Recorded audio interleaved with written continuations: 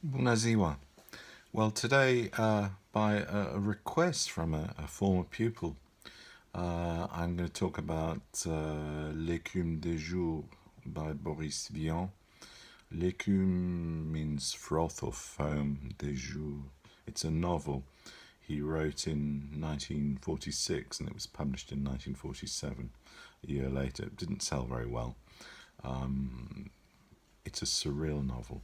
It's not an easy novel to understand, but it bears reflection and is fascinating. Boris Vian himself is best described as a polymath.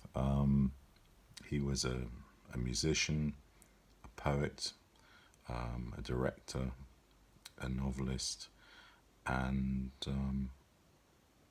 broke across many strands of what we think of as art, the media.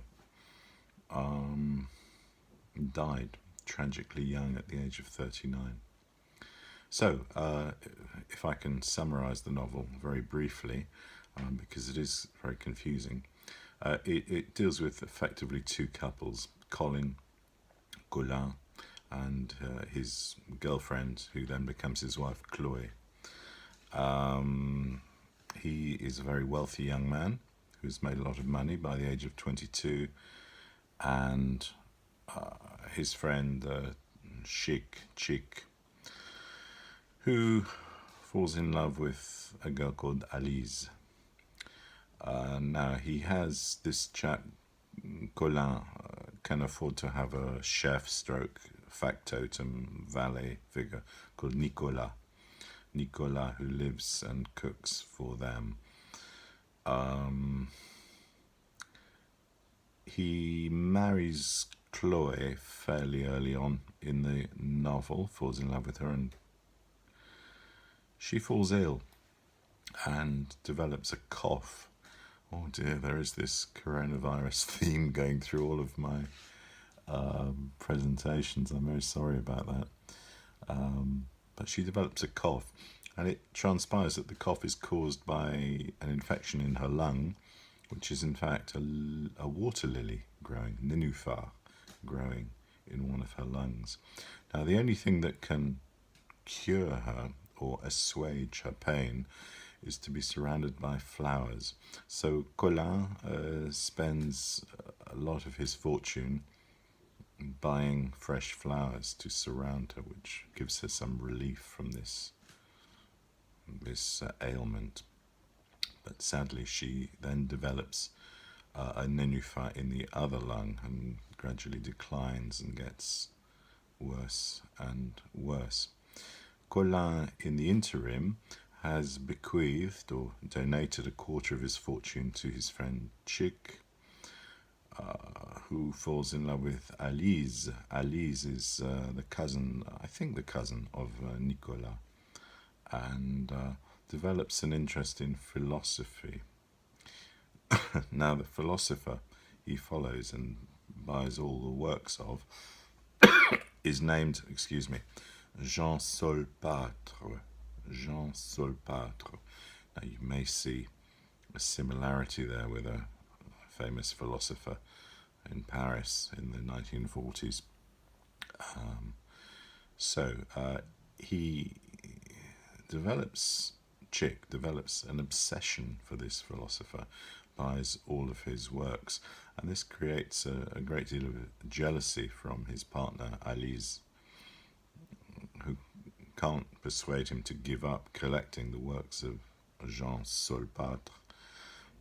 So eventually goes to see Jean Solpatre and asks him to stop publishing his works. He refuses, so she kills him, and then she sets fire to the bookshops which sell his works. Sadly, is herself incinerated in one of the bookshops. Now, because Colin has spent all his money, or I've got to try and get this right. He's gradually spent all his money on flowers for his wife. who succumbs to her illness. He struggles to bury her. The priest refuses to bury her, to give her a satisfactory funeral because he doesn't have enough money. Surreal, I said. Yes, surreal. Obviously, the illness is surreal and is a metaphor. The statue of Christ speaks in church and denies any responsibility for what's happened in this tragic novel. And the a mouse who has been living in the apartment, can't cope with the poverty anymore because there is nothing as this world around the mouse disintegrates. Even the valet, Nicolas, ages several years in the course of 1 week. It's the reverse of Dorian Gray. I mean, he ages hugely. And the mouse leaves and commits suicide by offering himself as a meal to a cat who, right at the end of the book, he accepts this offering. So what's it all about? Well, it's a metaphor. The illness is probably a metaphor for cancer or for some sort of terminal illness. And what Vian manages to do is to describe the way that an illness doesn't just hit the person who's afflicted by the illness, but it affects all the people around that person.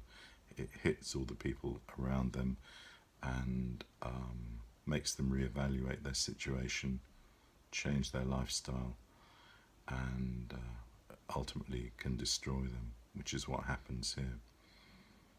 And perhaps Vian was thinking of his own heart condition. He suffered from a heart condition which eventually killed him. The reference to Jean Solpatre was telling for him because sadly his first wife, Michel, was one of Sartre's conquests. She had an affair with Sartre, and this led to their separation and divorce ultimately.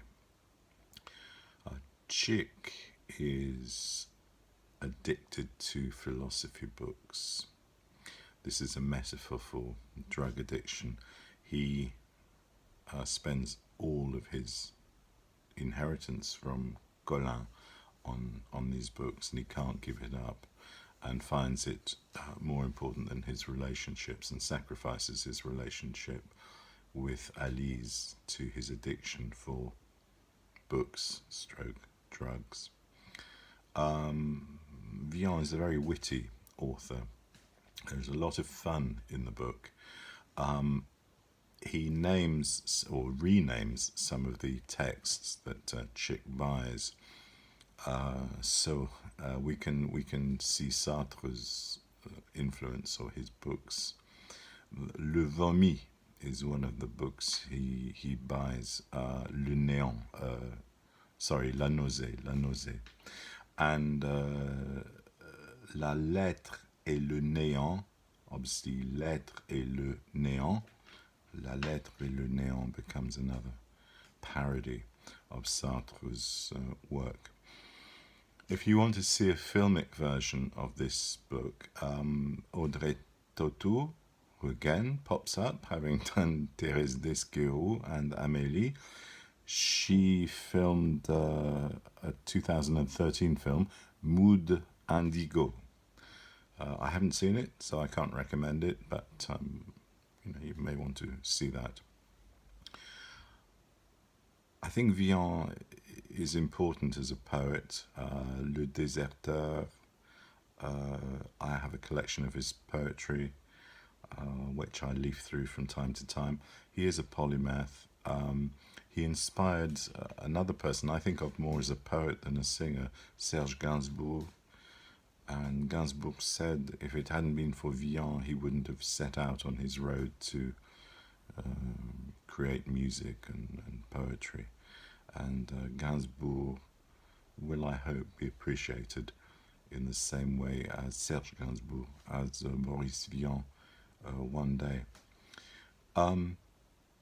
Vian died, as I said, at the age of 39. He'd suffered from congenital heart disease, which is perhaps why I feel an affinity for him. Sadly, he didn't have the drugs that I have to keep me going, but was watching I don't know what you say, a vernissage, a first night of a film made of one of his books, and was very unhappy about the direction of the film, and stood up in the cinema declaiming the fact that they had Americanized his script and his version. And having declaimed and complained, he collapsed into his cinema seat and was taken to hospital but died before arrival. So, Boris Vian, l'écume des jours, I think the froth of the day in English, 1947, certainly to be recommended. And I hope you enjoy reading it. Bye. L'arrivedere.